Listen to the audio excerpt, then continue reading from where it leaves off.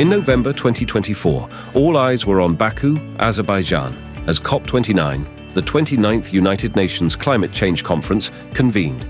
Leaders from around the globe gathered to address the escalating climate crisis, yet the summit's outcomes have left many questioning our collective commitment to action. While there was no shortage of discussions and declarations, the outcomes of COP29 have raised concerns about whether the world is truly prepared to meet its climate goals. At the heart of the summit was one critical issue: climate finance.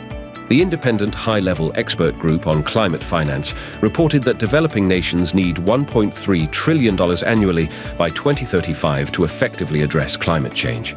These funds are essential for building resilience, transitioning to renewable energy, and safeguarding vulnerable communities.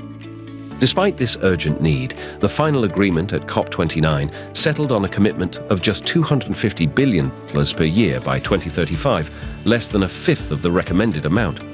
Even the alternative proposal of $300 billion annually failed to gain consensus.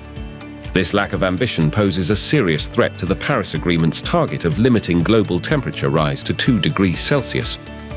Experts warn that achieving this goal requires a total of $7 to $8.1 trillion in annual investments worldwide by 2035. Without these resources, the path to net zero emissions becomes increasingly difficult. Developing nations, which are often the most affected by climate change, continue to emphasize the need for increased support from wealthier nations. For these countries, climate finance is not just about addressing future risks, it's about surviving the crises they face today.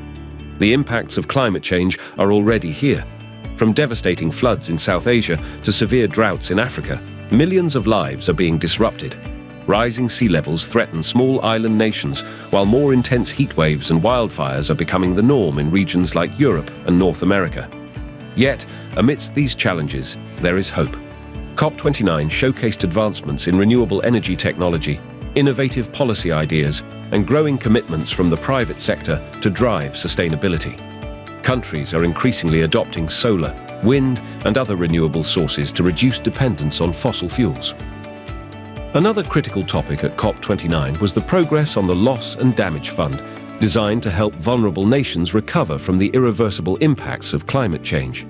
While progress was made, concrete implementation plans remain vague, leaving many nations waiting for real support. Expectations for COP29 were high, especially after the successes of previous summits, which focused on phasing out coal and scaling up renewable energy. However, the outcomes in Baku have fallen short of these expectations, reflecting ongoing divisions between developed and developing countries. Political and economic divides remain a major barrier, with pledged climate finance often unmet.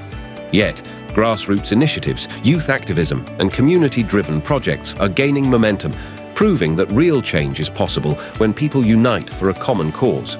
Looking ahead, COP30 must bridge the gaps left by COP29. The stakes have never been higher. The climate crisis demands bold action, not just words.